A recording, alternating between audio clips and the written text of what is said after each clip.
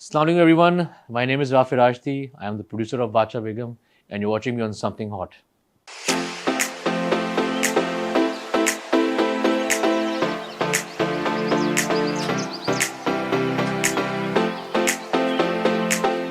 Assalamu alaikum. My name is Hassan Chaudhary. You're tuned into Something Hot. This is Hard to Hot. हमारी बड़ी कोशिश होती है कि जो ड्रामे हम देखते हैं, जिनको हम रिव्यू करते हैं, जिनके ऊपर आपसे भी बहुत ज़्यादा हमारी डिस्कशन कॉन्वर्सेशन चलती रहती है, उन ड्रामों से जुड़े उन लोगों को सामने लेके आए जो एक्चुअली रिस्पॉन्सिबल हैं उन ड्रामों को बनाने में। मैंने रिस्पॉन्सिबल बोला तो शायद आपके दिमाग में आया हो कि मैं बोलूँगा कि रिस्पॉन्सिबल है ऐसे ड्रामे क्रिएट करने के लिए।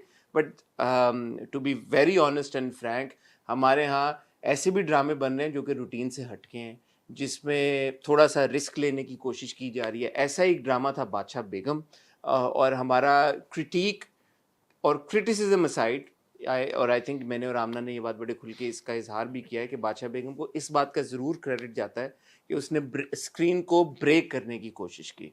तो स्क्रीन को ब्रेक करते करते वो खुद थोड़ा सा क्यों ब्रेक हो गया, what went wrong with Badshah बेगम, आज उसकी पूरी कॉन्वर्सेशन करेंगे क्योंकि मेरे साथ मौजूद हैं बादशाह बेगम के प्रोड्यूसर राफे राशिदी। अस्सलाम वालेकुम राफे। Assalamu alaikum Hassan.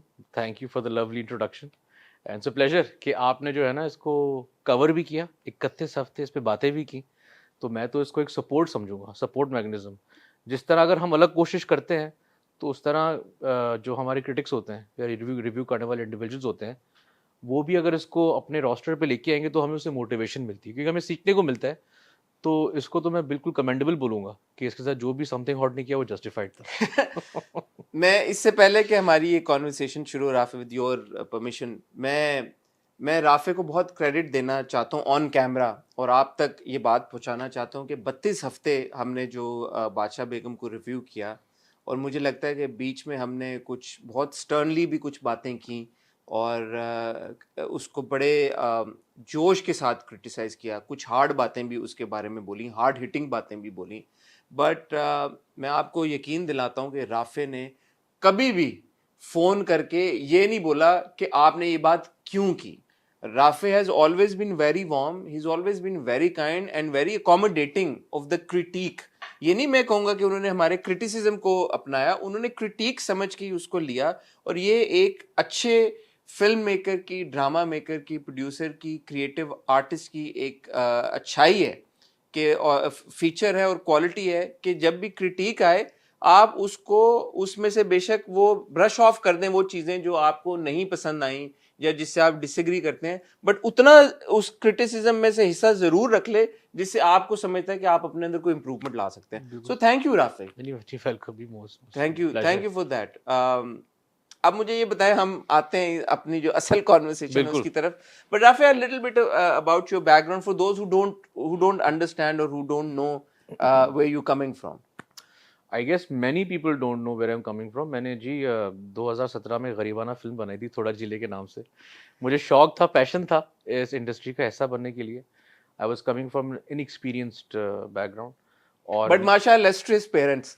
नहीं, वो वालदा को तो देखते रहे, लेकिन अगर वो कह सकते हैं ना कि इंडस्ट्री मैकेनिज्म सपोर्ट होता है क्योंकि आपके पेरेंट्स या फैमिली इन्वॉल्व होते हैं, इस तरह कभी नहीं था। खुद ही रिस्क ली, खुद ही सीखे, खुद ही गिरे, खुद ही हुआ, लेकिन वो था इंडस्ट्री का एक हमेशा एक्सपोजर रहा है। मेहताब राशिदी साहब के बेटे हैं भाई, in case you don't know. जी बिल्कुल बिल्कुल इसमें है, और बस थोड़ा जीरे था, 7 नए चेहरों को लॉन्च करने की एक और बड़ी रिस्क ली थी, जिनमें से एक चेहरा, 2 चेहरे जो हैं वो सुपरस्टार्स हैं आज माने या ना माने कौन ना माने, क्या ना माने कि सुपरस्टार्स है। नहीं बोला कि माने या ना माने कि फिल्म से निकले या ना निकले, लेकिन it's a fact that they were launched. अच्छा चलें, अब हम थोड़ा जिले पे आ गए, तो ये जरा बताएं कि आपने 2 बहुत काबिल चेहरे हमारी इंडस्ट्री को दिए, बिलाल अब्बास खान और रमशा खान।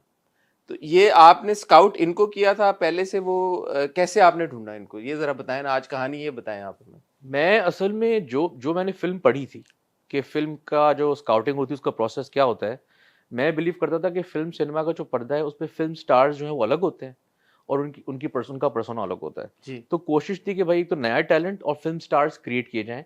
मैं कोई बड़ी बात नहीं कर रहा हूँ, ये मैं सोचता था ज़माने में। तो मैंने टैलेंट एजेंसीज विजिट की, तो वहाँ पे मैंने बोला let's see for some new talent.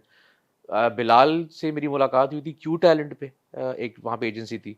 Ramsha से मेरी मुलाकात हुई सिट्रस टैलेंट पे, और उसके बाद मैंने इनको हायर किया based on their looks and their little bit of performance. हमने रिहर्सल्स की बाकायदा, मैंने सारे वो मैकेनिज्म्स फॉलो किए थे 3-3 4-4 महीने के लिए, and that's how we came about making the film. So उनसे मुलाकात भी वहाँ पे, मेरे ख्याल से बिलाल ने उससे पहले एक सोप किया हुआ था, he was part of the television industry. और अभी तरह भी मुझे ऑन रिकॉर्ड याद है काशिफ निसार साहब का ड्रामा था Dumpukht, he was involved in that, so he had the little bit of on set experience.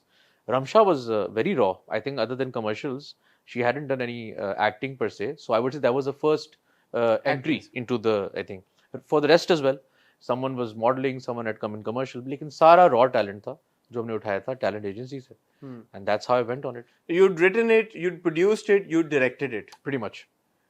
थोड़ा जीले का रिएक्शन कैसा था? It was not taken very positively. It was not a box office success.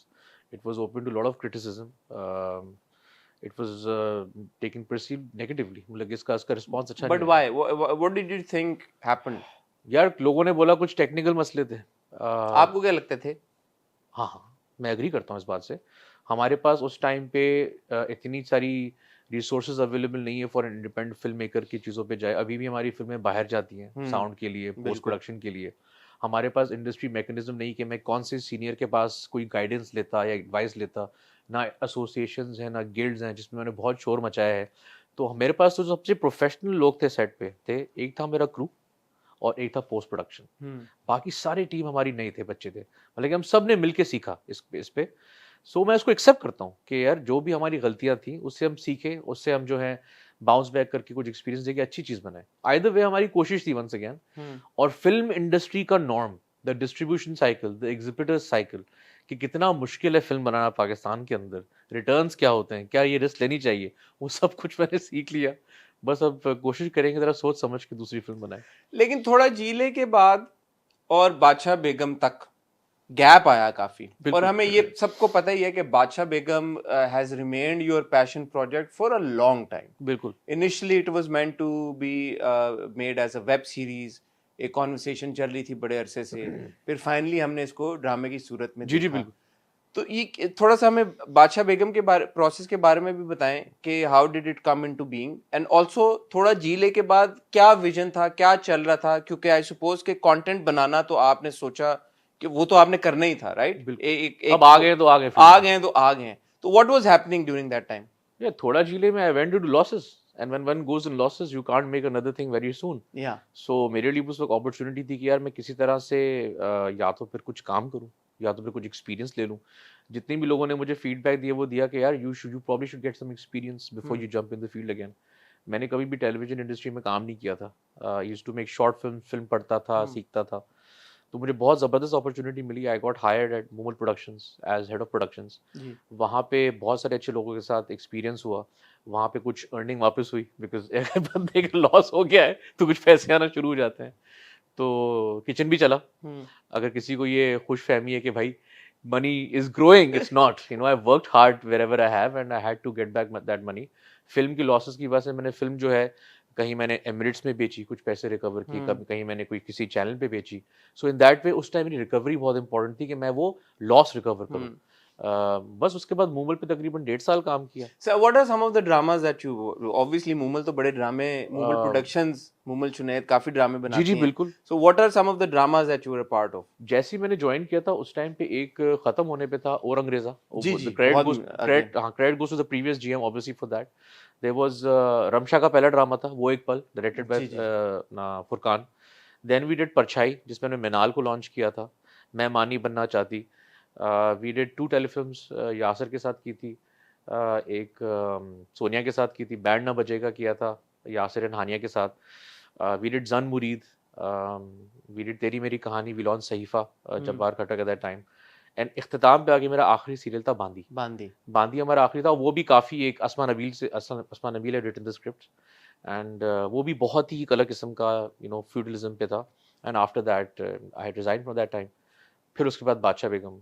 तो ये जब आपका एक्सपीरियंस इकट्ठा हो गया मूमल प्रोडक्शंस पे and as a GM productions, आपने काफी कुछ सीखा होगा। नहीं बहुत कुछ, बेस्ट बेस्ट एक्सपीरियंस एवर। तो आपका उसके बाद ये आपका जो डिसीजन था कि अच्छा चलो अब खुद की एक प्रोडक्शन फाइनली कर लेते हैं, तो वो क्या, take us through that process, वो कैसे आपने सोचा, क्या डिसाइड किया, क्या बनाएंगे, बादशाह बेगम तक कैसे पहुंची बात? I came across the script at Momal only. जी। साजी ने और अंग्रेजा लिखा था और and he had submitted the script. मैंने पढ़ा यार ये तो कमाल चीज़ है और ये तो बिल्कुल अलग हटके स्क्रिप्ट है, रिस्की स्क्रिप्ट है। हमने कोशिश की थी उस टाइम पे to execute it from the time, क्योंकि इसकी अनाउंसमेंट फर्स्ट वहाँ से हो चुकी थी, on records on paper available है। Hum TV had already announce. मतलब कि हमने कहा था Momal productions is going to do जी। This project as a joint venture and drag होता गया, कभी बजटिंग, कभी ये कभी वो, because it was a heavy duty project. फिर एक टाइम आया, makers decided maybe we do not want to do this project, तो then we came to understanding कि यार एक काम करते हैं, मैं क्योंकि मैंने ये स्क्रिप्ट में काफ़ी एफर्ट लिख के आपके राइटर के थ्रू लिखवाई थी, तो the best I can do is I can buy the script, because मैं वहाँ था तो एम्प्लॉय, लेकिन मुझे थोड़ा लगा कि यार एक चीज़ है, अगर मैंने उसको अपने अंडर विजिलेंस लिखवा के किया है, if the production house doesn't do it, at least as something I can buy the script and keep it. So I bought the script, which was I think very professional. Production house doesn't go under anything and be like ठीक है, clear conscience के साथ I kept it to myself. अब बादशाह बेगम जैसी script का ना बनना या उसका प्रोड्यूस ना होना, हमने बोला यार अब कौन से एवेन्यूज इंडिपेंडेंट प्रोड्यूसर के पास अवेलेबल है पाकिस्तान के अंदर। We don't have OTT platforms, you can only work as a joint venture producer in the market. मेरे क्रेडिट में कोई प्रोड्यूसर का कोई सीरियल तो था नहीं, तो it's very tough process for me.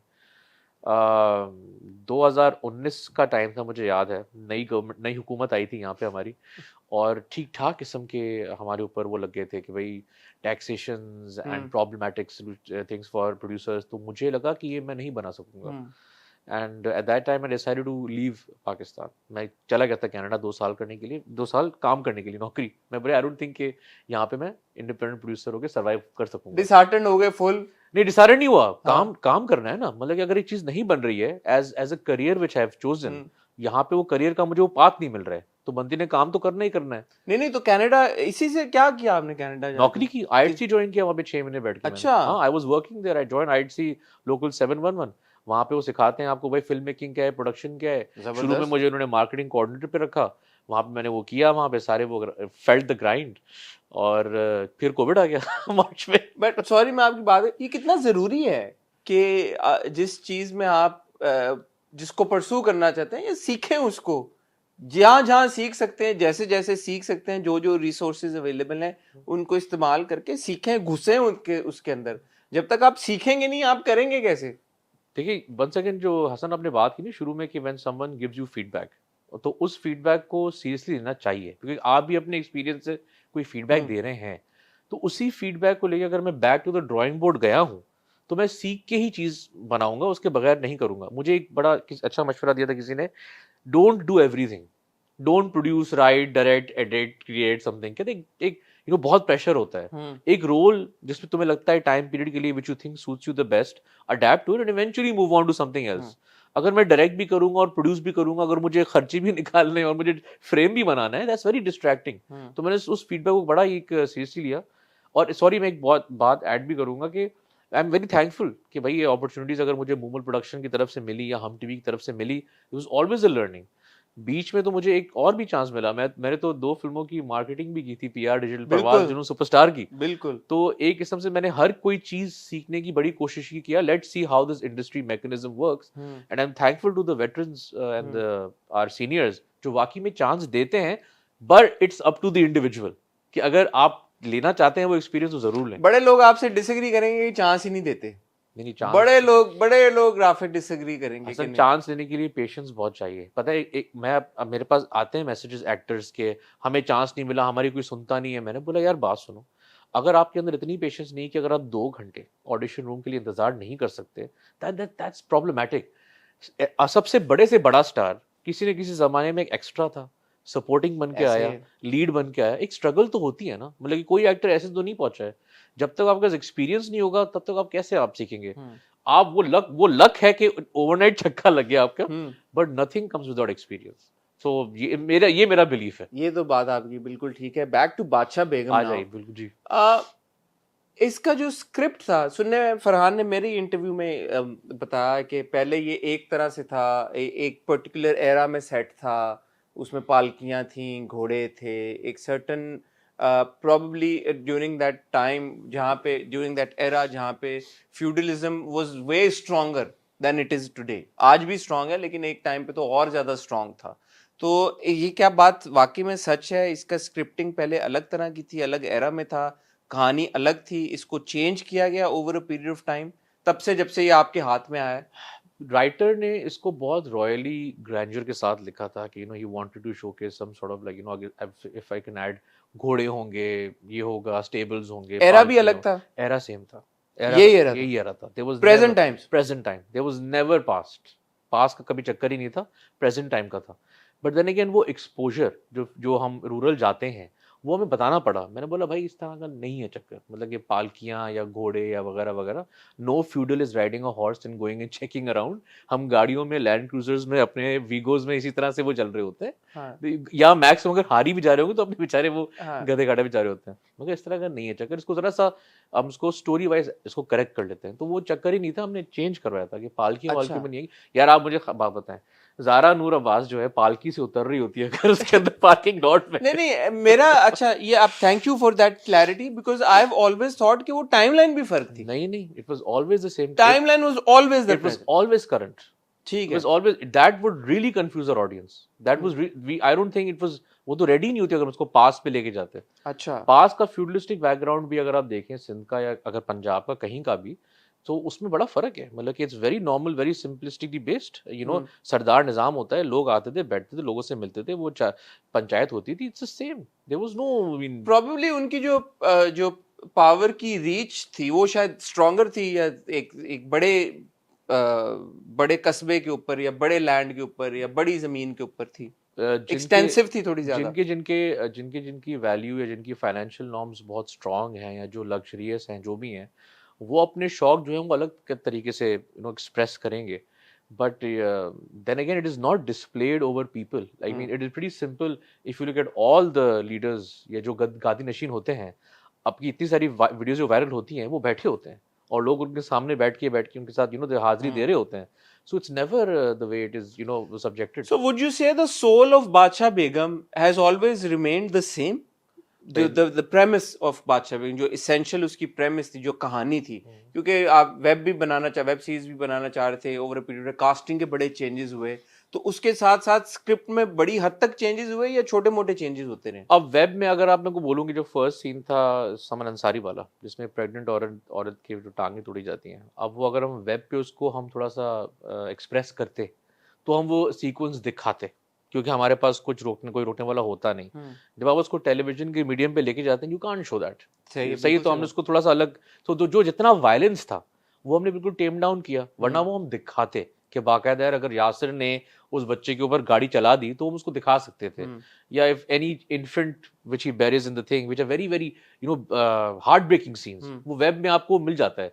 और हमारे लोगों को अभी वेब की एक्सेस है. We are watching all sorts of content. बिल्कुल. So it's not like plus rating भी आ जाती है. वो आप बता देते हैं, पेरेंटल गाइडेंस. बिल्कुल. लोगों के पास एक्सपोजर है हर किसी कंटेंट का. वो तो हमारे जो रूल्स एंड रेगुलेशंस हैं for the networks, we had to tame it down. So that's why web का हमने सोचा था, but then again we have no platform to showcase it on web in Pakistan. तो वायलेंस को टेम डाउन किया, और क्या तब्दीली आई स्क्रिप्ट में? तब्दीली थी जो when the script made it to MD Productions, and I'm very thankful for that as well. मोमना भाभी ने बोला कि यार इसके अंदर जो सबसे बड़ी बात वो ये है कि भाई ये जो 4-5 भाई बहन आपने दिखाए हैं, ये एक मदर के थ्रू आ रहे हैं. I think what we should do is we should separate them, we should make them step siblings. तो इनकी राइवलरी इंटेंसिफाई होगी. तो वो उनका बड़ा जबरदस्त फीडबैक था. वो जस्टिफाइड भी था कि आपस में लड़ क्यों रहे हैं. शुरू में वो नहीं था, तो उनका एक फीडबैक था, उन्होंने कहा था इनको अलग करके वो चेंजेस डाल दो. तो देन साजी went and he constructed the story on 2 mothers and how they were distributed, divided. तो वहां से उनका एक फीडबैक था. बाकी कहानी तो वैसी की वैसी थी. ठीक. और हमेशा से ये ऐसी ही रही है. बख्तियार का होना, रोमांटिक आर्क, रोशन आरा का पागल होना. बट अगर ये 2 मदर्स ना होती एक, तो फिर तो ये सारे गांव में ही होते. फिर बेसिकली ये था कि वो सिर्फ एक माँ के बच्चे होते. नहीं, वो गांव में नहीं होते, वो थे वहीं पे. मतलब कि वो शहर में रह रहे थे और जो एक माँ के 2 बच्चे थे, father decided to keep them in the village, लेकिन उनकी बनी नहीं आपस में कभी. वो उस तरह से थी कहानी. तो व्हाई डिड द ऐसे, just out of curiosity, Why would the father decide to keep 2 children in the village and 2 in the city? Well, he probably thought that you know what कि यार because I think that एक मेरा power control इस तरफ भी हो तो मैं इनको यहाँ रखता हूँ लेकिन मैं 2-3 को यहीं पे ग्रूम करूंगा. अच्छा. ऐसे this is very very very normal. हाँ. कि मैं आप सिर्फ सोच रहा हूँ कि ये बेहतर होती लाइन या स्टोरी लाइन या because it's very interesting. Yes. ये है तो ये कहने को छोटी सी चीज, but it has changed the entire dynamic of all the characters amongst each other, right? बिल्कुल. तो बड़ी इंटरेस्टिंग बात है ये. Thank you for sharing this information. Casting शुरू से लेके जी बड़े नाम सुने हमने जी. ईमान अली भी थी, बादशाह बेगम, और भी लोग थे. तो would you like to clarify कि क्या हुआ, कास्टिंग का क्या प्रोसेस था, इनिशियली कौन था कौन नहीं था? अब कास्टिंग जब से 2017 से बादशाह बेगम की अनाउंसमेंट हुई है, पब्लिकेशंस में बहुत सारे नाम लिखे गए थे. नो डिसरिस्पेक्ट टू एनीवन, बात सबसे हुई. जिसने बोला कि नहीं कर सकते उनको भी हमने रिस्पेक्ट किया. Yes, Iman's name was involved. Yes, Abbas name was involved. Faisal भाई's name was involved at that time. Gohar's name was involved at that time. जो लोग उस टाइम पीरियड में साथ दे रहे थे वो साथ दे रहे थे. जब उस चीज़ का एक गैप आ गया बहुत बड़ा, तो मैंने रिविजिट ज़रूर किया था. मैंने कहा था कि जी ये फाइनली होने लगा है, तो आपका क्या ख्याल है इसके ऊपर. फिर अब ये टाइम पास होने की वजह से कुछ चीज़ें स्क्रीन के लिहाज से जो हैं मैटर करती हैं. एमडी प्रोडक्शंस के साथ जॉइंट वेंचर पे कुछ डिसीजंस ली गई कि यार I think we need a newer fresher breed of cast appealing to the masses, someone who's been on television. वो उनकी बात बिल्कुल ठीक है, जो आपके हैं artist. So that's how we came about the change, and there was no disrespect with anyone. Everyone who I was in touch Had you signed on certain actors? नहीं, no one signed. No one was signed. Signed with तो obligation हो जाती फिर. Change हो जाती sir. ये तो आपको आप शायद ना करें. इतना मुझे राफे को मैं जानता हूँ, इतना ये इतने प्रोफेशनल हैं कि ये उसकी इतनी इज्जत करते हैं, रिस्पेक्ट करते हैं एग्रीमेंट्स की, बट ज्यादातर लोग नहीं करते. नहीं अग्रीमेंट ऑन पेपर ऑन कुछ जो है वो बहुत मैटर करता है. सो बस वो नहीं था. लेकिन मैंने फिर भी एज रिस्पेक्ट मैंने उनको किया था कि भाई ये सीन है. अब वो नहीं हुआ तो नहीं हुआ. Respect where it is. And finally then you cast Zara as Badshah Begum and you had Farhan, you had Yasir, और फिर आपने नए टैलेंट को, हमजा ने इतना काम नहीं किया, अबुल हसन ने इतना काम नहीं किया, कोमल, इन सब लोगों को आपने इकट्ठा किया. वो मिक्स एफर्ट था. व्हेन जब जो जॉइंट वेंचर में we had Momna Bhabhi, Mahesh, myself, deciding on the names. उन्होंने कुछ we had come across 4-5 names per character, क्योंकि यार इस मार्केट के अंदर हर कोई तो अवेलेबल आपके टाइमलाइन पे होता नहीं है. So you always have to keep your options open. So I had suggested Zara's name, which was accepted. Momna Bhabhi also agreed to the name. We met Zara. Zara said ठीक है बिल्कुल करेंगे. अच्छा, so Zara's name you suggested. लेकिन मैंने मोमना भाभी से कहा what about Zara? मोमना भाभी ना Zara बहुत अच्छा नाम है. बिल्कुल. मोमना भाभी spoke to Zara as well. So we both spoke to her. We explained the character. She said fine, ठीक है, timelines में हम मैच हो जाएगा. She was not actually involved in any project at that time, so was working out in her favor. Farhan से मेरी कोई बात नहीं हुई थी. फरहान से मेरे ख्याल से एमडी प्रोडक्शंस की डायरेक्टली बात हुई थी. I had never worked with Farhan or known Farhan. He met them, he read the character of Shahzeb, he really liked the character of Shahzeb and he pursued it. Ali को मैंने pursue किया था बख्तियार के लिए बहुत पहले से. He was in loop with me for a long time. Farhan did say in my interview he was approached for another character. Yes. He chose to do. Yes, he chose to do this character, which was his own choice. उस पे हम कुछ कह नहीं सकते, लेकिन उनकी अपनी choice थी. अली के लिए आप बख्तियार के लिए throughout. Ali was always Bakhtiyar throughout, and Yasir को मैंने contact किया था for this, but then again all of these decisions came under the discussion of the director. Director का बड़ा होता है कि यार कौन अच्छा लगता है, कौन सूट करता है. So whatever Khizr agreed to, this is exactly how we came about it. How did you decide on Khizr, on the director? क्योंकि खिजर ने इससे पहले लापता ही डायरेक्ट किया and it's quite recent. और आपका तो ऑब्वियसली बड़े लंबे अरसे से एक इंटेंशन थी. फ्रस्ट्रेटिंग प्रोसेस था बहुत बड़ा. हाँ, डायरेक्टर पे जीरो इन कैसे किया आपने? ये आप समझें कि जिस तरह आप कास्ट की बात कर रहे हैं उस तरह बहुत सारे डायरेक्टर्स भी एफिलिएट हुए हैं प्रोजेक्ट के साथ. सीनियर्स एफिलिएट हुए हैं.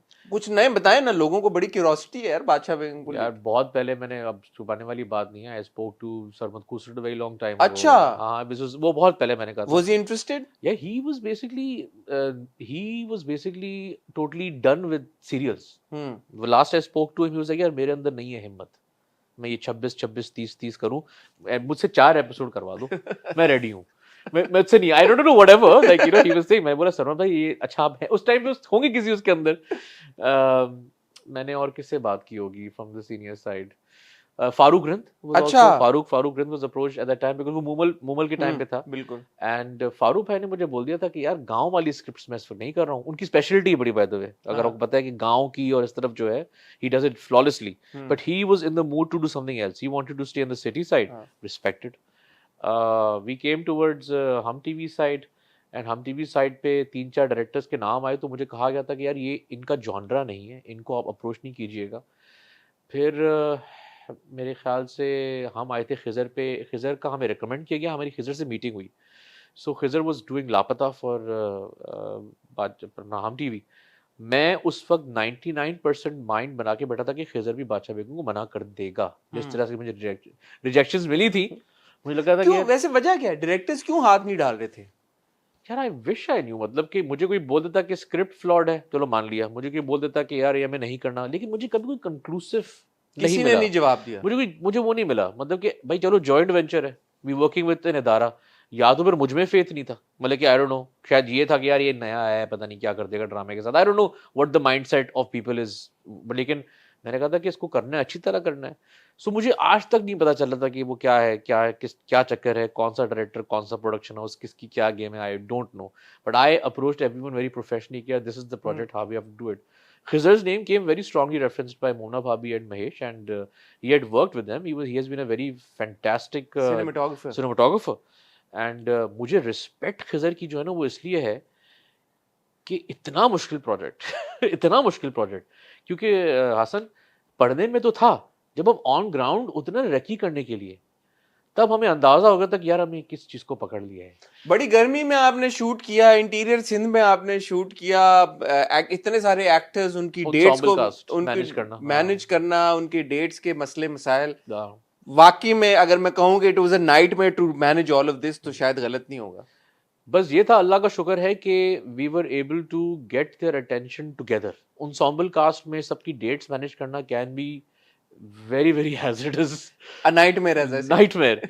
और प्लस आपने जो है ड्राइव भी करना है लारकाना, फ्लाइट भी पकड़नी है, फिर किसी आर्टिस्ट का किसी और सेट पे भी हाउ आना फार है। Where did you actually shoot? Larkana में? लारकाना में शूट किया, लाड़काना में आपने शूट किया, मतलब 90% लारकाना, 10% कराची है। और कितना आपको टाइम लगता था पहुंचने में? 6 घंटे की drive exact, from 6 Karachi to my अपना जो है मेरा वहाँ पे हवेली है, 6 घंटे की ड्राइव। 6 और 2 घंटे की फ्लाइट है अगर आप सक्कर से आते हैं, और फिर आपको उठाना पड़ता है, तो टेक्निकली आपके हर तरह से 6 घंटे लग 6 रहे हैं, घंटे लग चाहे रहे हैं। आप फ्लाइट ले लें चाहे आप गाड़ी ले लें। So that was the case. बाकी आपने कास्ट की बात की, Hamza, Abul, all these new characters which came under recommendations of MD productions. Abul I knew from before, Hamza, Komal, Hiba, Shahzad Nawaz साहब, Saman Ansari, all of them were coming under the recommendations. I had no, I would say, intake in suggesting, मतलब कि it came through suggestion from MD and I think it worked out on their dates। 4-5 लोग जिनके साथ मेरी direct बात हुई थी वो ही थी, और भाई खिजर ने उसको माना, और खिजर ने इस प्रोजेक्ट को एक्सेप्ट किया, और Khizar is one of the, मैं तो बोलता हूँ इतना प्रोफेशनल बंदा है यार वो, मतलब कि एक, आपको पता है डायरेक्टर्स की फील्ड पे वो होता है कि अगर मुझे वो चाय का कप अगर नहीं मिला ना इस सेट पे, तो मैं शूट नहीं करूंगा। तो एक वो होता है ना, तो बहरहाल हमने तो सारे चाय के कप डाले, लेकिन मैंने कभी खिजर को ऐसा मौका नहीं दिया to be ever less of a director जिसकी रिक्वायरमेंट पूरी ना हुई हो, but very professional, very respectable and very down to earth and humble, and I have respect for him कि इतना मुश्किल प्रोजेक्ट उठाना, मतलब कि इसको एग्जीक्यूट करना, उसको बनाना, ये कोई आसान बात नहीं थी। ये इसने whatever he has done, and being his second serial, for me my first serial, तो I think for us it is an achievement कि हमने कर लिया। तो आपने माशाल्लाह डायरेक्टर भी साइन कर लिए, आपने एक अच्छी कास्ट भी गैदर कर ली, सब कुछ हो गया, आप लोग पहुंच गए लाड़काना। जी जी। अब जो प्रोसेस था आगे शूट का, other than managing the dates and all of that, और क्या चैलेंजेस थे जो आप लोगों ने फेस किए? चैलेंजेस ये थे कि बादशाह बेगम में अगर राइटर लिखता है कि उसके वेलकम के लिए, पीर साहब के वेलकम के लिए लोग आ गए, तो वो लोगों की तादाद लिखी नहीं होती है, लेकिन जब आप इस स्केल पे शूट कर रहे होते हैं तो आपको 1000 बंदा जो चाहिए ग्रैंडनेस दिखाने के ये लिए। मेरा थ्रू आउट क्रिटिसिज्म रहा है बादशाह बेगम का। तो ये जो 1000 बंदा हमने एक दफा गैदर किया था, 2-3 दफा कर चुके थे, बिकॉज वहां पे एक्स्ट्राज नहीं है, वहां पे आपकी इंडस्ट्री नहीं है। बिल्कुल। These are the people who I knew in my personal capacity my entire life और through my family, कि यार इन लोगों को इकट्ठा करें, कुछ देर के लिए खड़ा कर दें, ये वो लोग थे। अब उस छोटी छोटी सीक्वेंसेस के लिए जब जितनी मेहनत कर सके थे हमने की थी, वी ट्राइड इट। सो ये बड़े चैलेंजेस थे, एक्स्ट्रास बट इकट्ठा करना। ये ख्याल शूट पे जाने से पहले ये सोच नहीं आई कि यार कि ये सीन्स हैं, इसमें हमने दिखाना है इतना नहीं बड़ा नहीं, वो क्राउड? बिल्कुल था। हुआ ये कि हम एक सीक्वेंस शूट कर रहे थे, फरहान का पहला सीक्वेंस था जहाँ पे फरहान think अजान दे के नमाज पढ़ा रहा होता है। बिल्कुल। हमारी वहाँ पे है मस्जिद है, हमारी वो दरगाह है। तो खिजर ने कहा कि यार 50 लोग बिठा देना। अच्छा जब वो फ्रेम बना ना तो वो बड़ा खाली लग रहा था। तो खिजर ने बोला कि यार राफी ये लोग ज़्यादा चाहिए। तो मैं कहा "अच्छा, आप बताएं क्या करें"। कहते हैं can we do this tomorrow. मैं बोला कोई मसला नहीं है। तो होता है कभी कभी, कभी कभी आपको लगता है कि वो फ्रेम जस्टिफाई करता है या नहीं करता है। So we just like I said, on ground उतर के एंड रियलाइजिंग इट यार we might need more resources was always a learning experience for us. लेकिन हमने उसको कैचअप किया। I think it's the inexperience then, because obviously Khizar का भी दूसरा ड्रामा था एज डायरेक्टर, आपका पहला था। तो अब आपने सीख ली हुई ये बात, तो अगली भाई बार अब आपको पता होगा कि यार ये फ्रेम बना 50 बंदों से काम नहीं मैंने होगा। मैंने जो डायरेक्टर ने मुझे रिक्वायरमेंट दी, ठीक है, मैंने वो पूरी की। बट अगर वो कहते हैं कि यार अभी मुझे लग रहा है that I need more people, my response would be कि ठीक है it can not be done today, it will be done tomorrow. ठीक है, हम इसको कल करेंगे। आप उसकी जगह पे जो बैकअप सीन्स हैं वो आज शूट कर लें, हम लोगों की अरेंजमेंट कल कर लेंगे। तो यही होता था हमेशा ऐसा। ये होता था कभी कभी ए या बी या सीन सी शूट नहीं हुआ। अब जैसे मुझे याद है कि मोबाइल चाहिए, मोबाइल अब लारका, अच्छा इसी कराची में तो मोबाइल आप कभी कभी सीन में लेके आ जाते हैं। लारका ना छोटा सा गांव है यार, अगर आपने फोन कर दिया किसी को लेके आने के लिए, अगर वहां पे कोई रॉबरी हो गई या इंसिडेंट हो गया तो you will not find a mobile easily. तो वो तो ऑक्यूपाई हो गए। तो ऐसा भी होता था कि यार वो अवेलेबल नहीं है, इसको कल पे ले जाओ। तो this small little issues used to happen, but बस टैकल कर लेते थे। Biggest challenge, what was the biggest challenge as a producer और as somebody who is heading the project, director के पॉइंट ऑफ व्यू से, एक्टर्स के point of view से, what did do you think it was the biggest challenge? यार biggest challenge was just making sure कि इसको जो है ना एक टीम एनवायरनमेंट में अच्छी तरह से दिल से इज्जत से हो जाए। मतलब कि आपका क्रू भी इन्वॉल्व होता है, आपके एक्टर्स भी इन्वॉल्व होते हैं। तो फ्रिक्शन थी? नहीं वो हो जाती है ना। मतलब कि फर्ज करें कि someone is ready at 10 in the morning, the set the shoot doesn't roll till 2 in the afternoon, ensemble cast है, समझाना बताना कि यार सबका किसकी ड्यूटी थी इतने लोगों को समझाना बताना?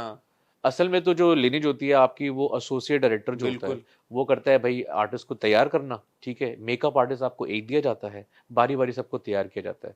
जब चीजें जब जरा आउट ऑफ कंट्रोल होना शुरू हो जाती है तो उसकी रिस्पॉन्सिबिलिटी भी डायरेक्टर लेता है, because director is the captain of the set eight that time. First he manages, when things get completely out of control then I jump in and I calm How many times did you have to jump in? I think twice or thrice I jumped in. है हुआ है ऐसे? नहीं, I twice or thrice I jumped in. हुआ है, ठीक है।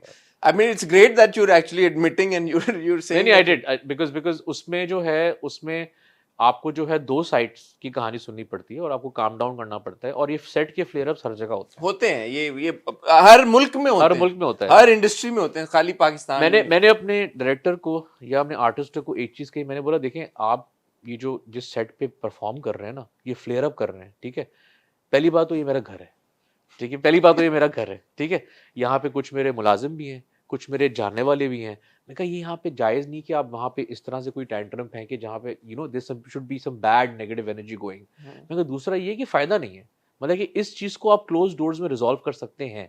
Let's go to the room, let's talk it out, let's resolve it, and that's how I kept it. So would it also be fair at this point कि मैं पूछूं कि सबसे ज्यादा किस एक्टर ने तंग किया आपको? मुझे एक्टर ने तंग नहीं किया।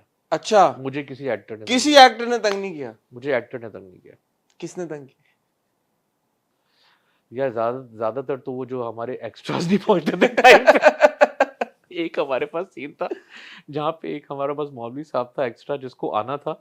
ये निकाह वाले तो नहीं थे? निकाह वाले नहीं थे, ये थे फरहान के सीन पे, और ये कुछ हमारे बराबर वाले टाउन से आ रहे थे through an extra coordinator based in कंबर। अच्छा। फरहान 250 लोग सब रेडी, वो आए ही नहीं। ये भी होता है। हमने बोला अब क्या करें भाई, हमने बोला चलो ठीक है किसी और को पकड़ के वो सीन करवा देते हैं। ऐसे भी हुआ है। हाँ। Most of the times I got this little bit of उस पे। हाँ। देखिए जहां तक एक्टर्स की बात होती है ना, एक्टर आपका 10 से 12 घंटे काम करता है। बिल्कुल, ज्यादा भी करते हैं। ज्यादा भी करते हैं। हमारा फायदा क्या हुआ? हमारा फायदा हुआ that we had everyone under one roof, और वहीं पे थे। वहीं पे थे। They had nowhere else They to had go. no choice. Right? So they knew that अगर वो 10 बजे सेट खत्म नहीं हो रहा है, अगर वो एक्स्ट्रा घंटा जाते भी हैं, they knew that they had that privilege कि वो अगले दिन एक एक्स्ट्रा घंटा सो के आ सकते हैं। हाँ वो अंडरस्टैंडिंग हमने क्रिएट कर ली थी। प्लस Now, जितनी जल्दी खत्म करेंगे उतनी जल्दी घर घर जाएंगे। जाएंगे। अब ये मैं इसका कुछ नहीं कह सकता हूँ कि अगर बादशाह बेगम कराची में शूट हो रहा होता इसका मुझे एक्सपीरियंस नहीं पता है, वो हम अगले प्रोजेक्ट में बात कर सकते हैं। तब मेरे ख्याल में अगर आपने कराची में किया होता तो शायद ना हो पाता। मैं शायद फिर अलग किसी से बात कर रहा होता उसकी कहानी अलग होती। राफी अब तो खत्म हो गया बादशाह बेगम और 31-32 हफ्ते चला है माशाल्लाह। As a producer how do you assess it? Have you seen all the episodes? I saw it multiple times from the A roll, B roll, C roll। मैं तो बहुत दफा देखा। मैं आपकी एक बात ऐड करना चाहूंगा। आपने एक रिव्यू किया था एक एपिसोड में, आपने कहा कि यार फरहान जो है वो पहुंच गया है जहां के कमरे में शाहजेब बंदूक लेके। हाँ ठीक है, अच्छा वो आपके मैं रिव्यू से पहले की बात कर रहा हूँ। और जुलेखा आती है और जुलेखा जो है वो उसको अंदर नहीं आने देते। हाँ, 2 खवातीन ने ये मैंने एपिसोड प्रीव्यू की, मैं अपनी पोस्ट टीम की बात किया, मैंने बोला यार एक बात होता है, ये अंदर घुस कैसे गया? मैंने सवाल पूछा। और भाई ये प्रोड्यूसर पूछ रहा है सवाल। सुने तो सही ना, मैंने पूछा, मैंने बोला मुझे जरा वो एपिसोड्स है ना वो जो स्क्रिप्ट में कि मैं जरा पढूं कि ये क्या है, ये क्या फ्लॉ है। मैंने कहा स्क्रिप्ट में 10 दफा पढ़ चुका हूँ। ये मेरे रिव्यू से पहले की बात है। ये आपके रिव्यू की। मैंने बोला यार ये मैं 10 दफा पढ़ चुका हूँ, ये मतलब कि as a normal human being I just want to understand क्या ये बाथरूम की खिड़की से आया, बैग से आया। I know he is lived his entire life, he knows everything. मैं एज एन ऑडियंस देख रहा हूँ कि अंदर कैसे आया। ठीक है, तो अब वो आ गया, वो अच्छा वो उसकी वो कहाँ गई, वो जो ख्याल रखती हैं, वो जो बंदूक लेके खादमाएं कहाँ गई, बाहर गार्ड्स कहाँ गए, गाड़ी में आया कैसे आया। तो मैंने वो एक शोर मैंने कुछ शोर मचाया था। तो फिर मुझे वो आया, रिस्पॉन्स आया कि बॉस वो आप स्क्रिप्ट आपके सामने, अपेरेंटली वो अपने ऊपर रुमाल पूरा फेर के एंड पूरा असैसिन्स की तरह वो दिखाया जाता है कि he comes and enters, he comes into the room और उसकी वो कन्फ्रंटेशन होती है। मैंने बोला बॉस लेकिन वो उस तरह होना चाहिए ना, मतलब कि आप उसको अगर नहीं दिखाएंगे तो ऑडियंस जो है वो बोलेगी कि किस तरह आ गया। अगले हफ्ते आपने पकड़ लिया आपने पकड़ लिया।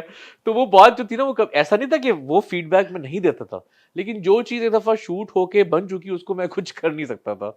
एंड एज अ प्रोड्यूसर जब ये सीन शूट भी हो रहे होते थे तो मैं बाहर बैठा होता था।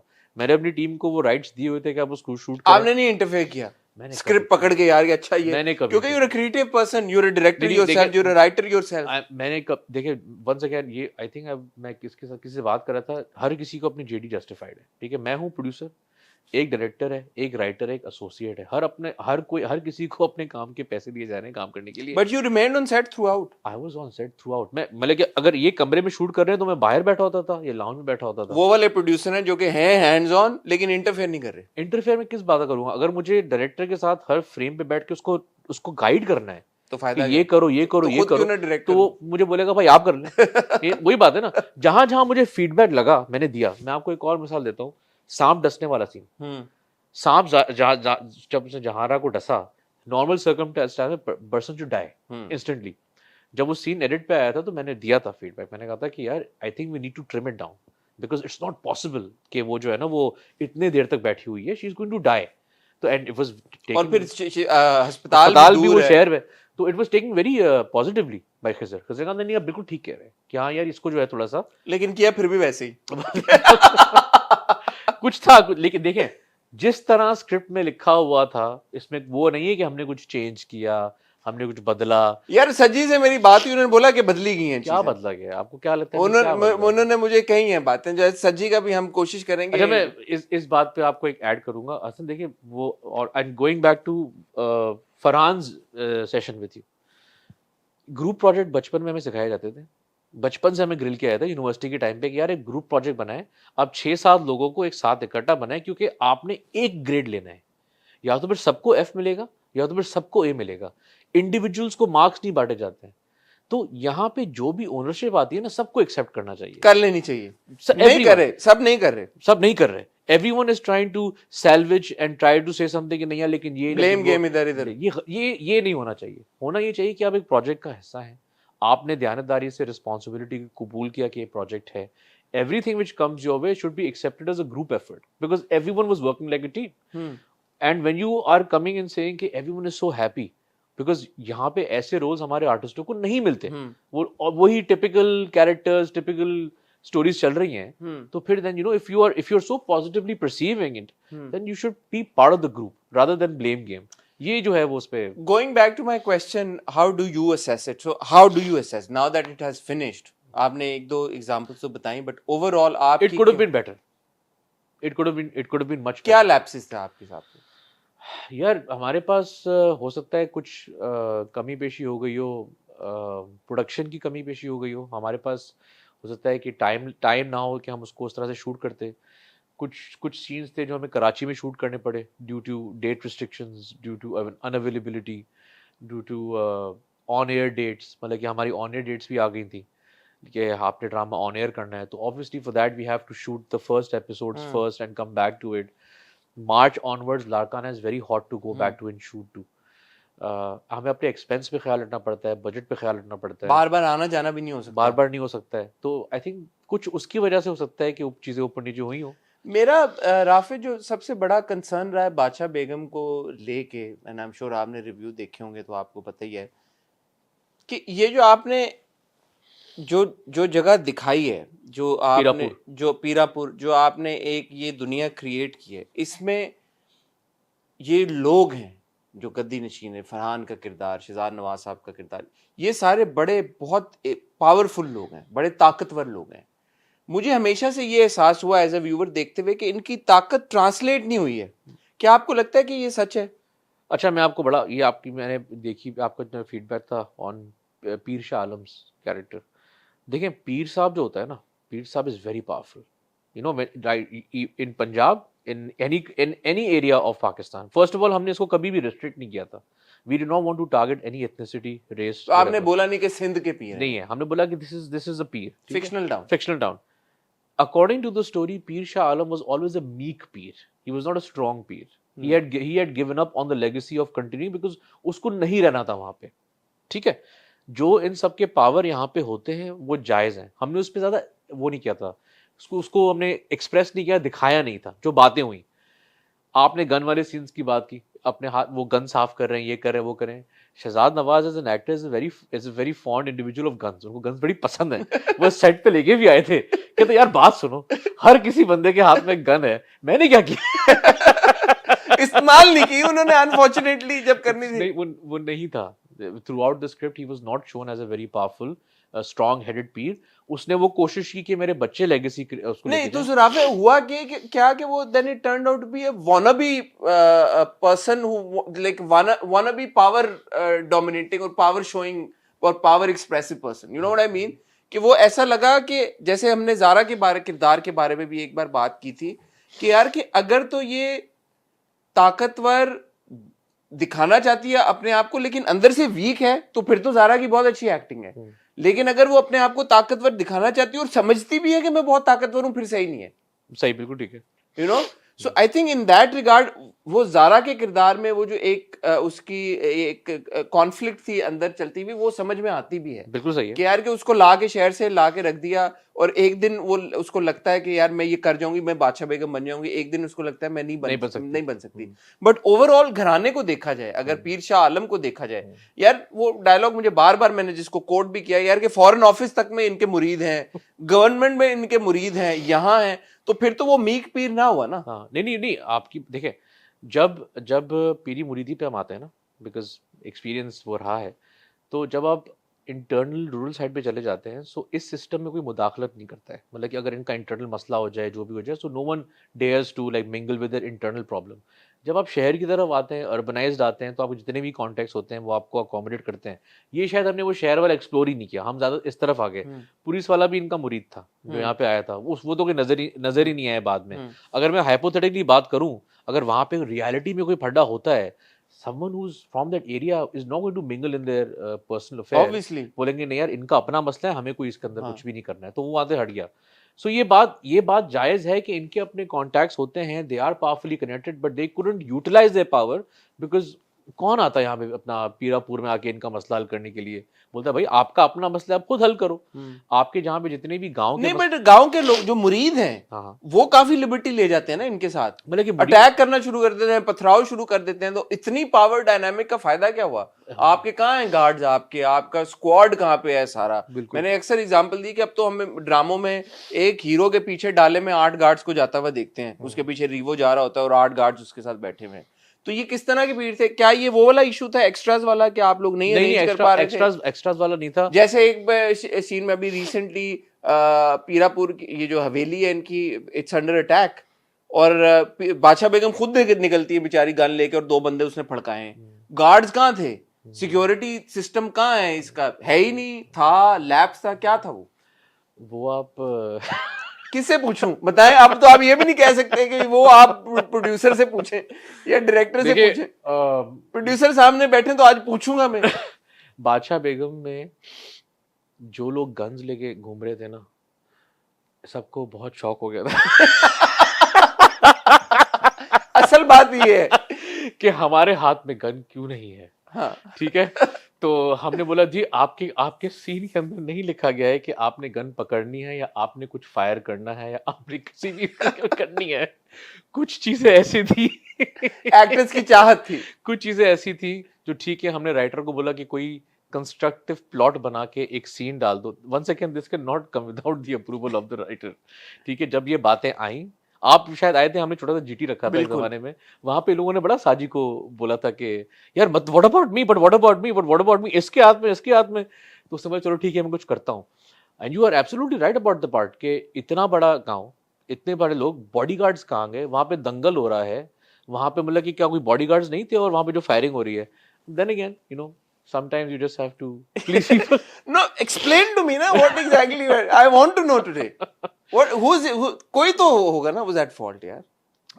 Yeah, you don't want to get into it. नहीं, I don't want to get into the specifics of किसी का fault है या किसी का flaw नहीं है, क्योंकि असल में बनाने वाला मैं हूँ, तो जो गलती रिफ्लेक्ट हो जाएगी आप अपने ऊपर ले लेंगे। ये true hero, true night in shining armour, सारी फ्लॉज और सारे मिस्टेक्स जो हैं उसको तो मैं, बट ये एग्जीक्यूट होते हुए एहसास हो रहा था कि यार ये है, ये मसला बिल्कुल 100% था उस वक्त। 100% वो फील क्यों नहीं होगा?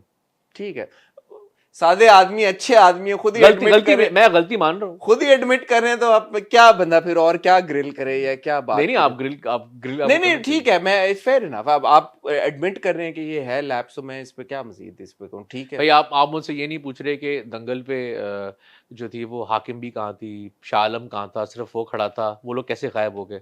हाँ, डेट्स नहीं थे। We have some issues over there ना, कि आर्टिस्ट की अवेलेबिलिटी ना हो, लेकिन सीन तो शूट करना है हमें। सो अब वो हर किसी को तो नहीं पता होता। राफे हुआ क्या इन वजूहात की बिना पे, क्योंकि शायद डेट्स की अवेलेबिलिटी नहीं थी, या ये जो एग्जीक्यूट नहीं कर पाए सर्टन सीन्स आप उस तरह से, या शायद एक्टर्स की चाह थी कि यार हमारा सीन इस तरह से हो जाए, या मैंने गान पकड़ के या व्हाटएवर कि मैंने आना है।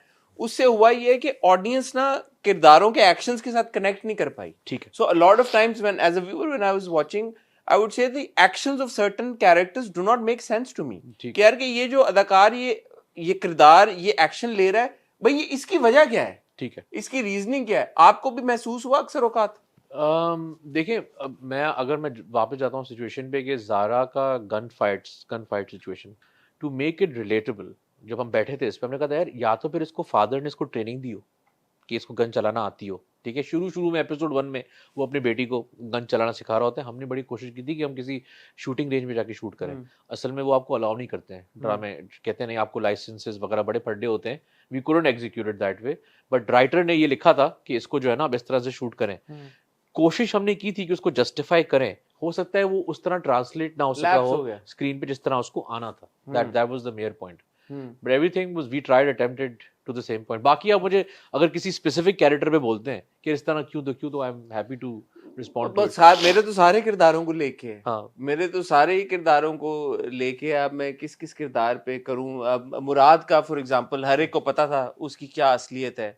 They kept on giving him chances, kept on giving him chances, kept on giving him chances. पता है कि इस लड़की का रेप किया हुआ है, फिर उसको उसी घर में उसके पास रख दिया। वो तो शामिर की अच्छाई थी, he was the heart and soul of the drama। कि चलो ठीक है, लेकिन उस लड़की का अगेन जो एक बात थी कि जिस तरह का दिखाया गया है वो घराना जो वो है कि भाई वो तो अगर एक प्रेग्नेंट औरत आ गई है हुजरे में तो उसकी टांगे तोड़ दी और उसका बच्चा ज़ाया करा दी कि हाउ डे यू।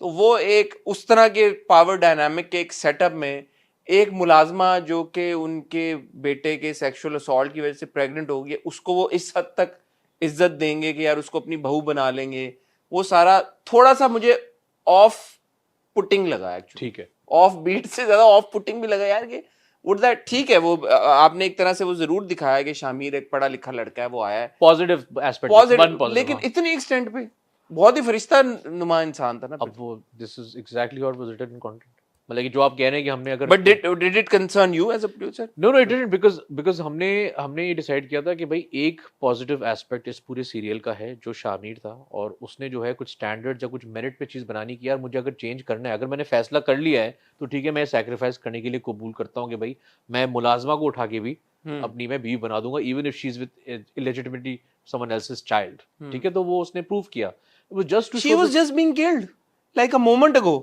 उसको मारने लगे थे उसको, उस लड़की को। उसको जो हाँ, मतलब कि उसने वो चेंज कर दिया ना उस एस्पेक्ट, उसने बोला नहीं उसने सिस्टम चेंज करने की कोशिश की, that was the only positive aspect. हमने कोशिश की थी कि उसका हार्ट एंड सोल रहे। वो देखें, आप उस पर डिसएग्री जरूर कर सकते हैं कि आपको ऑफ पुटिंग लगा, पूरे सीरियल के अंदर सारे ग्रे कैरेक्टर्स सारे वो है, हमें कहता है एक तो कोई थोड़ा सा उसको चेंज अच्छा होना चाहिए, that was the only but वो इंटेंशन। एक इंसान इतनी जल्दी इतना चेंज कर नहीं रहा, वो बाप भी ग्रे था इंटायरली, उस तरह से एंजेलिक तो वो भी नहीं था। बिल्कुल सही है। और जो जारा का किरदार था वो मुझे कंफ्यूज लगा, but I think that was intentional कि वो कंफ्यूज फॉर समवन, देखें अगर आप इस एंगल से देखें कि अगर आप जिंदगी भर बाहर रहे हैं, कंफ्यूज हो ना आप, सिटी में रहे हैं, आप सिटी की लाइफ पे एक्सपोज रहे हैं, आपको डाला जाए एक जंगल रूल के अंदर जहाँ पे आप बोल रहे हैं ये क्या सीन है, ना मैं निकल सकती हूँ, ना मैं बात कर सकती हूँ, ना मैं कुछ कर सकती हूँ, थोड़ा तो आपको ट्रॉमा रिस्पॉन्स रहेगा कि यार what am I suppose to do, what am I suppose to explain to people, जहाँ पे इतनी जहालत है। तो वो एंड यू नॉट 100% एम्पावर्ड, और इतनी सियासत भी हो रही है जहाँ पे आपको हाकिम भी मिसलीड भी कर रही है, झूठ भी बोल रही है, कैसर के साथ भी खेल रही है, आपको नहीं पता है। Qaiser was missing again for the longest time. शुरू में जितना लिखा क्या था, जितना मुझे पता है, बट हमें ये था देखते हुए एहसास होता था यार कि इतना पावरफुल एक कैरेक्टर को इंट्रोड्यूस कराया गया जो कि एक पॉइंट पे हमें लगा कि एंटागनिस्ट है हाँ बिल्कुल पूरे सीरियल का, बिल्कुल, बट वो बीच में गायब हो गया। बिल्कुल he was this is exactly how तो वो शायद यासिर की परफॉर्मेंस इतनी अच्छी थी कि उन्होंने यासिर का वो निकला सबसे वो पावरफुल निकला। हाँ। उस जितनी उसका स्क्रीन प्रेजेंस रही उसका इम्पैक्ट रहा, और मैं कहता था हमेशा व्हेन आई वाज शूटिंग के यार ये देखिएगा ये कैरेक्टर कितना आगे निकलेगा, इसकी ruthlessness, and he perform really well. Now अब आप उसको किस तरह जस्टिफाई करते हैं स्क्रीन प्ले पे। असल देखिए, नॉर्म्स जो है ना अपना इसके कंटेंट के, एज अ प्रोड्यूसर, ठीक है, प्रोड्यूसर कंटेंट लेके आता है, ठीक है, क्योंकि आपने शुरू में अपने फर्स्ट एपिसोड में कहा था राफे का बेबी है, हाँ। ठीक है, तो बिल्कुल ये मेरा बेबी है। बेबी हैंड ओवर करता है डायरेक्टर को, not just me, even Momina भाभी और any producer, of course we handed over to the director. Captain of the ship तो डायरेक्टर ही होता है ना। Director, writer, head of content, सब लोग बैठ के इस पे काम करते हैं, ठीक है। क्या ये उस प्रोजेक्ट को ओन नहीं करते हैं कि इसको बेहतर से बेहतर बनाया जाए? अगर आप इसको ओन नहीं करते हैं फिर आपको वो लैप्सेस नजर आते हैं। आपका बेबी आपके विजन के हिसाब से एग्जीक्यूट हुआ है या नहीं? देखें, जो मैं चाह रहा था ना वो मुझे मिल गया आपको, इट इज डन। आपके जैसे जो विजन जो मेरा था उस पे जिस तरह से करना था, it has been done according to that standard. तो मैं समझता हूं कि there was something wrong with Badshah Begum. Do you think something went wrong with Badshah Begum?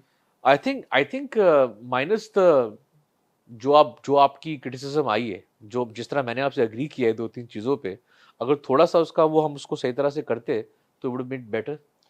Overall you are fine with the, you think that the message या जो narrative आप लोग लेके चले, जो आप समझते थे कि यार ये हम ऑडियंस तक पहुंचाना चाहते हैं, ऑडियंस तक वही पहुंचा है? वो नैरेटिव पहुंच गया ऑडियंस तक, जो कहानी आप सुनाना चाहते थे वो जो मेरा मकसद था, आप जिस तरह आपने बोला कि लोग मर गए, एक तो लोग बहुत लेट मरे, लोग बहुत जल्दी मर गए थे एपिसोड्स में, ये लेट में ही हुआ, एग्जीक्यूट हुआ। हमारा मैसेज था कि सिस्टम चेंज करना आसान नहीं है, हम जितना भी कोशिश करें हम अभी तक उसी में फंसे हुए हैं कि भाई ओवरनाइट चेंज नहीं होता है। People are greedy, power hungry, people are selfish, they will mess you up, they will lie to you, and they will do whatever as they please. And it is comparable to your politics of Pakistan, it is compared to the systems of Pakistan. That was the main message कि यार यही चल रहा है, and that was the message communicated. अब उसकी 100% perfection, उसका divided reaction जो है ओपन करता है डिबेट किया, इस पे बात हो रही है। अगर हमें वो मुझे उसने किसी ने एंडिंग कही थी कि बख्तियार की शादी करा दो जहांरा के साथ, एक एंडिंग ये भी ड्राइव हुई थी कि let's get a married, and Zara opposed. Zara's like, why? I mean, are we going to just play the same thing that शादी सोल्यूशन है कि बस औरत की शादी करा दो? आप मुझे बताएं ना उस पे आपका क्या रिएक्शन होता कि यार ये इतना बड़ा करके जो है इन्होंने शादी करा दी उसकी। सो कहते हैं कि बट पता है राफे, डायनामिक भी फर्क है ना। आम हालात में, आम ड्रामों में हम देखते हैं कि शादी ही सोल्यूशन है। तो ये आप बताएं। पीरापुर में शादी सोल्यूशन नहीं है।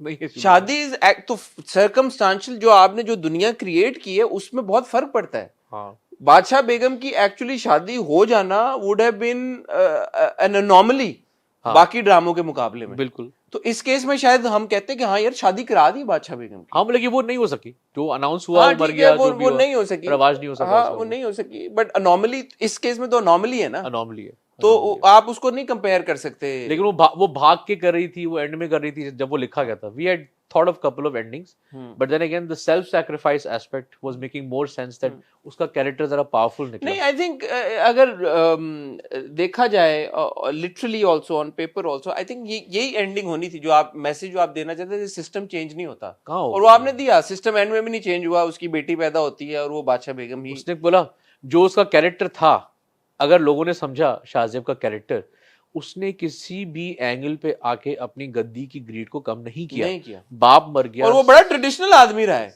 बिल्कुल बिल्कुल बिल्कुल। सौतेला भाई मर गया, सब मर गए, वो अभी भी कह रहा है कि गद्दी की अनाउंसमेंट कर दो। That was the point. और इस पे अब और चले, मैं दोबारा ये बात कहना चाहूंगा कि Badshah Begum was indeed a commendable effort. और आपसे बात करके अंदाजा हो रहा है कि हम पता तो हमें था ही कि बहुत एक चैलेंजिंग प्रोजेक्ट था, बट जितना हमें लग रहा था चैलेंजिंग, उससे ज़्यादा ही चैलेंजिंग प्रूव हुआ है। सो आपको इस बात का बहुत क्रेडिट जाता है राफे कि आपने इसको एग्जीक्यूट कर लिया। एंड हिट और मिस चलते रहते हैं। नहीं, agree, that's part of the game. मैंने अपने रिव्यू में भी कहा। मुझे ये बताएं, मूविंग फॉरवर्ड अब क्या विजन है? और ड्रामे बना रहे हैं, स्क्रिप्ट्स पे काम हो रहा है, या आप बादशाह बेगम को जिस तरह से रिसीव या परसीव किया गया उससे खुश हैं, डिसअपॉइंटेड हैं, सेटिस्फाइड हैं? क्या चल रहा है माइंड में? नहीं, मैं तो सेटिस्फाइड हूँ, क्योंकि Hasan, someone who announces a project in the market, उसके लिए तो पहले वो प्रोजेक्ट करना बहुत ज़रूरी है। ये मेरे लिए बहुत इंपॉर्टेंट था, वाइटल था। ये प्रोजेक्ट हो गया, ठीक है। कल अगर मैं किसी से बात करता हूँ कि यार I want to do another serial, there something on my portfolio, तो अल्लाह का शुक्र है ये हो गया है। I am thankful to Hum TV, Momina Duraid, Mahesh भाई, Khizar, Saji, everyone for being part of it, and the actors as well. दूसरा ये है कि एक चीज़ की जो कोशिश करेंगे कि देखें, मेरा पहला सीरियल था, थोड़ा जिले के बाद सेकंड प्रोजेक्ट ऑन है, खिजर का दूसरा डायरेक्टर बेस्ड ड्रामा है। शायद हमारे आर्टिस्टों के पास ज़्यादा एक्सपीरियंस होगा और हम टीवी के पास होगा। अलग story will always be the thing that हम कोशिश करेंगे कि कुछ अलग फ्लेवर ऑफर करें। कम से कम जितनी भी जॉइंट कोलैबोरेशन रहेगी with MD productions, stories will be different, because हम दुनिया पता नहीं कहाँ से कहाँ पहुँच गई है on stories, on concepts, on execution, and this is my honest opinion, हम बहुत पीछे हैं। बिल्कुल सही है। हमारी कहानियाँ और हमारा जो नॉर्म्स हैं बहुत पीछे हैं। Someone has to take that camera. कम से कम जब तक जान है कोशिश करेंगे। आप तैयार हैं? नहीं, कोशिश करेंगे। आप लोगों का सपोर्ट चाहिए, चाहे आप वो तो है। नहीं, मैंने हमेशा में आपकी नीयत पे तो कभी भी शक नहीं हुआ। That is the entire reason why we are sitting right after the project has ended and are having this conversation. क्योंकि मैं जब भी आपसे मिला हूं, मुझे इस बात का एहसास हुआ, your heart is always been in the right place. और अभी भी मुझे उम्मीद है कि आपका दिल अपनी जगह पर ही है, और आपका एक ही विजन और एम है कि यार कंटेंट बेहतर हो। चेंज मतलब कि हर चीज परफेक्ट नहीं होती है, लर्निंग है। मैं हमेशा चीज को लर्निंग के लिए लेता हूँ, एंड इंशाल्लाह बेहतर से बेहतर। स्क्रिप्ट्स आ गए और काम हो रहा है, क्या चल रहा है? ऑप्शंस आए हुए हैं, अब डिसाइड ये करना है कौन सा वाला कैसे करना है। इन टॉक्स विद मोमना भाभी, क्योंकि होगा जेवी होगा। बस ये है कि टाइमलाइन डिसाइड हो जाए और थीम डिसाइड हो जाए, और फिर इंशाल्लाह on the floor again. Process काम शुरू हो गया? हाँ, स्क्रिप्टिंग शुरू हो गई स्क्रिप्टिंग शुरू हुई। कब तक अनाउंसमेंट हम सुन सकते हैं? Before the end of the year. अच्छा, हाँ इंशाल्लाह उस वक्त तक मेरे पास कुछ 6, 7, 8 एपिसोड्स आ जाएं, ठीक है, तो उसके बाद ही हो सकता है। अभी तक और कुछ नहीं हम डिस्क्लोज कर सकते? कुछ है ही नहीं मेरे पास जॉनरा कोई के यार के जब तक वो पावर डायनामिक होंगे जब तक मैं उसको सही तरह पढूं तो मैं आपको बताऊं, मैं आपको सबसे पहले बता दूंगा। बस ये तो मुझे पता है, भरोसा है। मैं आपको सारी इन्फॉर्मेशन दे देता हूं। ये तो मुझे बिल्कुल, मुझे आप पे भरोसा है। Thank you so much Rafe, it's been a pleasure remaining in contact with you throughout the entire run of Badshah Begum.